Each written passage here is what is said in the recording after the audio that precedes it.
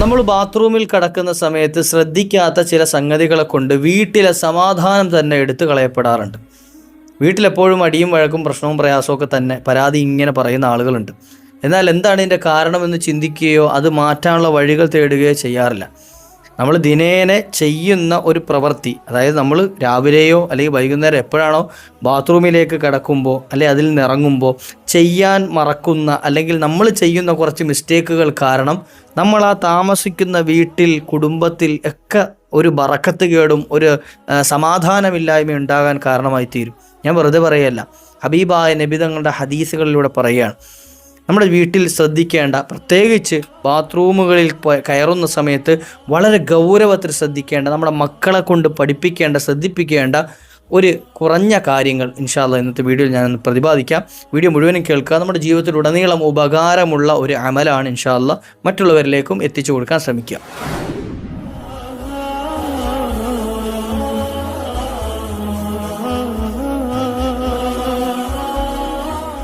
അസ്സലാമു അലൈക്കും വറഹ്മത്തുള്ളാഹി വബറകാതുഹു. ബിസ്മില്ലാഹി വൽഹംദുലില്ലാ.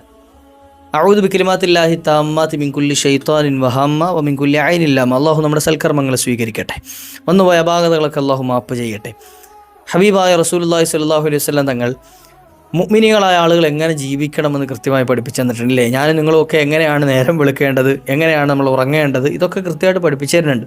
നമ്മുടെ എല്ലാ മേഖലകളും റസൂലുള്ള ചർച്ച ചെയ്തിട്ടുണ്ടല്ലോ. നമ്മുടെ വിവാഹ ജീവിതമാകട്ടെ, കച്ചവടങ്ങളാകട്ടെ, നമ്മൾ ഭക്ഷണം കഴിക്കുന്നതാകട്ടെ, അതുപോലെ തന്നെ മലമൂത്ര വിസർജനം നടത്തുന്നതാകട്ടെ, ഇതുപോലെ തുടങ്ങിയിട്ട് എല്ലാ കാര്യങ്ങളും നബി തങ്ങൾ ചർച്ച ചെയ്തിട്ടുണ്ട് എന്നതാണ് യാഥാർത്ഥ്യം ഇല്ലേ. ഹബീബായ നബി തങ്ങൾ പറഞ്ഞു തരാത്ത ഒരു കാര്യവും നമ്മൾ ചെയ്യുന്ന നമ്മുടെ കർമ്മങ്ങളിൽ ഇല്ല എന്നുള്ളതാണ് വാസ്തവം. എന്തിനു വേണ്ടിയിട്ടാണ് ഇങ്ങനെ ഡീപ്പായിട്ട് ഇത്രയും കൃത്യമായിട്ട് പഠിപ്പിച്ചത്? നമ്മൾ ആ കാര്യങ്ങൾ കൃത്യമായിട്ട് ചെയ്യുമ്പോഴാണ് നമ്മുടെ ജീവിതത്തിൽ വലിയ റാഹത്തും സന്തോഷം ഉണ്ടാകുക. ഭക്ഷണം എങ്ങനെ കഴിക്കണം, വെള്ളം എങ്ങനെ കുടിക്കണം, എങ്ങനെ ഉറങ്ങണം, എങ്ങനെ നടക്കണം, എങ്ങനെ ഇരിക്കണം, എങ്ങനെ കിടക്കണം, ഇങ്ങനെ തുടങ്ങിയിട്ട് ഒരാളോട് എങ്ങനെ നിങ്ങൾ അഭിസംബോധന ചെയ്യണം എന്നടക്കം പരിശുദ്ധമായ ഇസ്ലാം വളരെ വ്യക്തമായി പഠിപ്പിച്ചു തരുന്നുണ്ട്. പലപ്പോഴും ഇപ്പോൾ ഞാൻ കേട്ട ഒരുപാട് പ്രശ്നങ്ങളിൽ പെട്ടതാണ് വീട്ടിലെ സമാധാനമില്ലായ്മ. പലപ്പോഴും ഇപ്പോൾ എൻ്റെ ഈ ശബ്ദം ശ്രവിച്ചുകൊണ്ടിരിക്കുന്ന ഒരുപാട് ആളുകൾ അനുഭവിക്കുന്നതായിരിക്കും അത്. സമാധാനക്കേട്, പരസ്പരം ഒരു സ്നേഹമില്ലായ്മ, അങ്ങോട്ടും ഇങ്ങോട്ടും വഴക്കും പ്രയാസവും ഇല്ലേ, പരസ്പരം പോരും, അമ്മായിയമ്മയും മരുമോളും തമ്മിൽ, അല്ലെങ്കിൽ നാത്തൂന്മാർ തമ്മിൽ, അല്ലെങ്കിൽ ഭാര്യയും ഭർത്താവും തമ്മിൽ, മക്കളും മാതാപിതാക്കളും തമ്മിൽ, സഹോദരങ്ങൾക്കിടയിൽ, കൂട്ടുകാർക്കിടയിൽ, ഇങ്ങനെ തുടങ്ങിയിട്ട് വ്യത്യസ്തങ്ങളായ മേഖലകളിൽ പരസ്പരം ചേർച്ചയില്ലായ്മ വലിയ പ്രയാസമായിട്ട് കാണാം അല്ലേ. പലപ്പോഴും വിളിച്ചിട്ട് സങ്കടം പറയുന്ന ആളുകൾ പറയുന്ന ഒരു പരാതി ഞാൻ ഓർമ്മപ്പെടുത്തിയതാണ്. നമ്മുടെ വീട്ടിൽ ശ്രദ്ധിക്കാതെ നമ്മൾ ചെയ്യുന്ന ചില അബദ്ധങ്ങളുണ്ട്. നമ്മുടെ വീട്ടിൽ പ്രയാസം ഉണ്ടാകാനും ബറക്കത്ത് കേടുണ്ടാകാനും ഒക്കെ കാരണമാകുന്ന ചെറിയ ചെറിയ വിഷയങ്ങൾ നമ്മൾ വളരെ ഗൗരവത്തിലൊന്നും എടുക്കൂല. ആ വിഷയം നമ്മൾ നിസാരമായി കാണും, പക്ഷേ അതുകൊണ്ട് നമ്മുടെ വീട്ടിൽ വലിയ ബർക്കത്തുണ്ടാവും. ഒരൊറ്റ വിഷയം മാത്രം ഞാൻ ഇന്നത്തെ വീഡിയോയിൽ പ്രതിപാദിക്കാം. നമ്മൾ സ്ഥിരമായി ചെയ്യുന്നൊരു ക്രിയയാണ് മലമൂത്ര വിസർജനം നടത്തുക, ബാത്റൂമിൽ പോകാൻ. മനുഷ്യനാണ്, അപ്പോൾ അതൊക്കെ ആവശ്യമാണ് അല്ലേ. കാരണം നമ്മൾ കഴിക്കുന്ന ഭക്ഷണം അത് ദഹിച്ച് അതിൻ്റെ അവശിഷ്ടങ്ങൾ പുറത്തേക്ക് തള്ളപ്പെടണം, അല്ലെങ്കിൽ നമുക്ക് വലിയ രോഗങ്ങൾ മറ്റ് പ്രയാസങ്ങൾ വേറെ ഉണ്ടാവും, ബുദ്ധിമുട്ടുകൾ ഉണ്ടാവും. അപ്പോൾ ഇത് കൃത്യമായി എല്ലാ ദിവസവും മുടങ്ങാതെ ചെയ്യുന്നവരാണ്. എന്നാൽ ബാത്റൂമുകൾ ഉപയോഗിക്കുന്ന മുൻകാലങ്ങളെ അപേക്ഷിച്ച് ഇന്ന് നമ്മുടെ വീടുകളൊക്കെ അറ്റാച്ച്ഡ് ബാത്റൂമുകളുള്ള വീടുകളാണ് നമ്മുടെ റൂമുകൾ. മുൻകാലങ്ങളിലൊക്കെ നമുക്ക് മലമൂത്ര വിസർജനം ചെയ്യേണ്ട ആവശ്യം വരുമ്പോൾ വീട്ടിൽ നിന്ന് പുറത്തേക്ക് പോയിട്ട് പുറത്തെവിടെങ്കിലുമാണ് ആ കാര്യം നടത്തിയിരുന്നത് എങ്കിൽ ഇന്ന് പുറത്തു നിൽക്കുന്ന ഒരാൾക്ക് പെട്ടെന്ന് ഒരു മലമൂത്ര വിസർജനം നടത്തേണ്ട ഒരു ആവശ്യം വന്നു, ഖളാഉൽ ഹാജിന് ആവശ്യം വന്നു കഴിഞ്ഞാൽ അയാൾ പെട്ടെന്ന് ഓടി വീടിൻ്റെ അകത്തേക്ക് കയറാനാണ് പതിവ്. കാരണം എന്തേ, ഇന്ന് വീടിൻ്റെ ഉള്ളിൽ, നമ്മുടെ ബെഡ്റൂമിൻ്റെ ഉള്ളിൽ തന്നെ അതിനുള്ള സജ്ജീകരണങ്ങളുണ്ട്. അത് തെറ്റാണെന്നോ അല്ലെങ്കിൽ അത് മോശമാണെന്നോ അല്ല, മറിച്ച് ഈ സംവിധാനങ്ങൾ വരലോട് കൂടിയിട്ട് പലപ്പോഴും നമ്മുടെ ഈ ബറക്കത്ത് കേടിൻ്റെ തുടക്കം എന്നൊക്കെ പറയാം എന്ന് കരുതിയിട്ട് അങ്ങനെയുള്ള വീട് മൊത്തം ബറക്കത്തായിട്ട് വീടാണെന്നാണോ? അല്ല, മറിച്ച് ഇത് കൃത്യമായി പരിപാലിക്കേണ്ട, സൂക്ഷിക്കേണ്ട രൂപത്തിൽ സൂക്ഷിക്കുകയാണെങ്കിൽ പ്രശ്നങ്ങളോ പ്രയാസങ്ങളോ ഒന്നും ഉണ്ടാകാതെ നമുക്ക് എന്ത് ചെയ്യാം, മുന്നോട്ട് പോകാൻ കഴിയും. നമ്മുടെ വീട്ടിൽ ബറക്കത്തുകൾ ഉണ്ടാക്കുന്ന ഏറ്റവും വലിയ ഒരു ഘടകം അത് സാക്ഷാൽ ഇബ്ലീസാണ്, ശൈത്താൻ അല്ലേ. നമ്മുടെ ജീവിതത്തിലാകട്ടെ, ഇപ്പം എൻ്റെ ജീവിതത്തിൽ പ്രയാസങ്ങൾ ഉണ്ടാക്കുന്നത് ഇബ്ലീസാണ് കൂടുതൽ അല്ലേ. രണ്ടാമത്തെ നമ്മുടെ ഹവൻ നഫ്സ്, നമ്മുടെ ശരീരത്തിൻ്റെ ഇച്ഛകൾ, ഇതൊക്കെയാണ് നമ്മുടെ ശരീരത്തിൽ പ്രശ്നങ്ങൾ ഉണ്ടാകുന്നത്.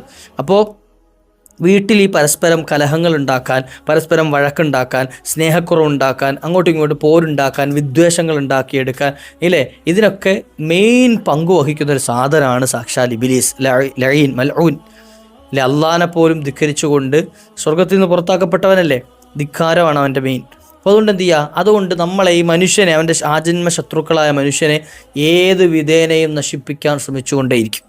നമ്മുടെ വീട് ബറക്കത്തിൻ്റെ ഭവനങ്ങളാണ്. വീട്ടിലേക്ക് അംലാക്കുകൾ, മലക്കുകൾ വരുമെന്നും ആ വീട്ടിൽ ചെയ്യുന്ന സൽക്കർമ്മങ്ങളിൽ പങ്കെടുക്കുമെന്നും ഒക്കെ എന്ത് ചെയ്യുന്നുണ്ട്? ഹദീസിൻ്റെ ഗ്രന്ഥങ്ങളിൽ കാണാം.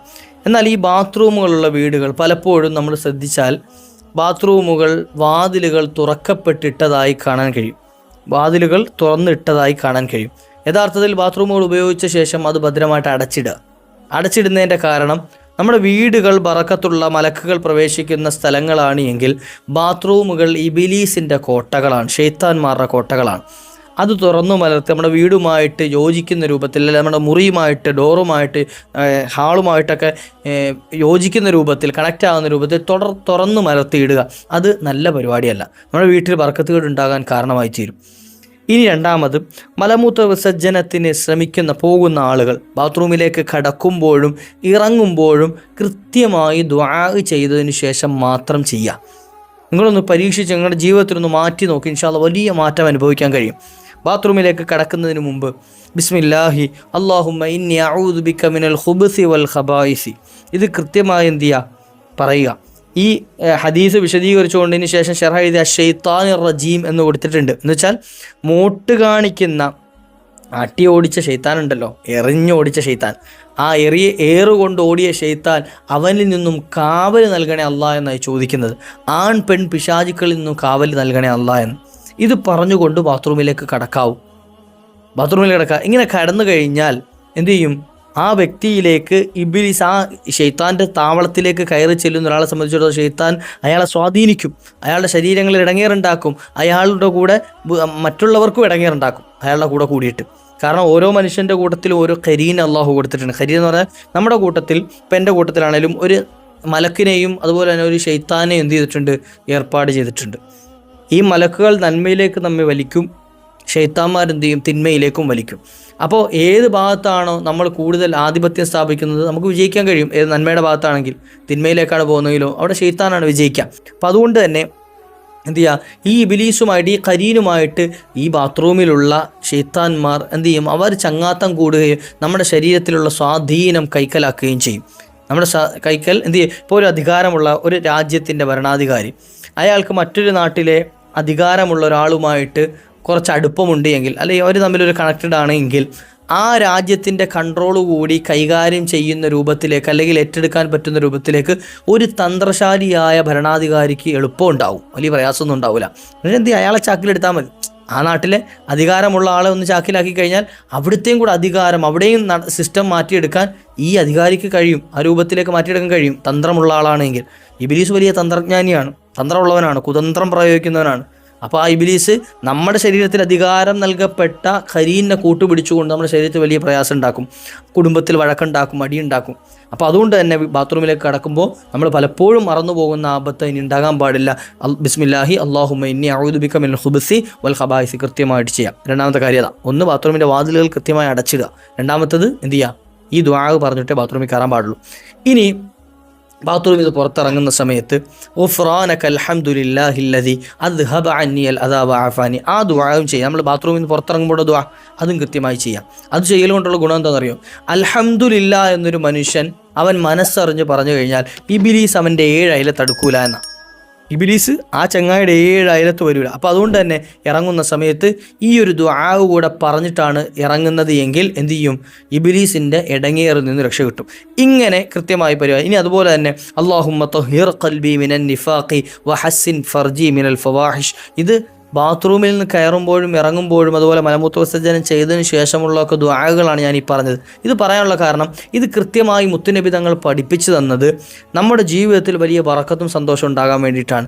ഇത് കാര്യങ്ങൾ ശ്രദ്ധിക്കാതെയാണ് നമ്മൾ ഈ കാര്യങ്ങൾ എന്ത് ചെയ്യുക, ഈ പ്രവർത്തികൾ ചെയ്യുന്നത് എങ്കിൽ, ഈ അമലുകളൊക്കെ ചെയ്യാതെയാണ് പ്രവർത്തിക്കുന്നത് എങ്കിൽ നമ്മുടെ കൂടെ ഇബ്ലീസ് സാന്നിധ്യം ഉറപ്പിക്കുകയും നമ്മുടെ കൂടെ അവൻ നമ്മെ വശത്താക്കുകയും നമ്മുടെ ജീവിതത്തിൽ വലിയ പ്രയാസങ്ങൾ ഉണ്ടാക്കാനും കാരണമായി തീരും. അപ്പോൾ ജീവിതത്തിൽ വലിയ ടെൻഷൻ അനുഭവിക്കുന്നവർ, വീട്ടിൽ കുടുംബത്തിലൊക്കെ എന്തെങ്കിലുമൊക്കെ വഴക്കുകൾ അതുപോലെ പോരുകളൊക്കെ ആയി കഴിയുന്ന ആളുകൾ ഇത്തരത്തിൽ ജീവിതത്തിൽ ചില മാറ്റങ്ങൾ കൊണ്ടുവരാൻ ശ്രമിക്കണം. അള്ളാഹു നമ്മുടെ ജീവിതത്തിലൊക്കെ വലിയ മാറ്റം നൽകുമാറാകട്ടെ.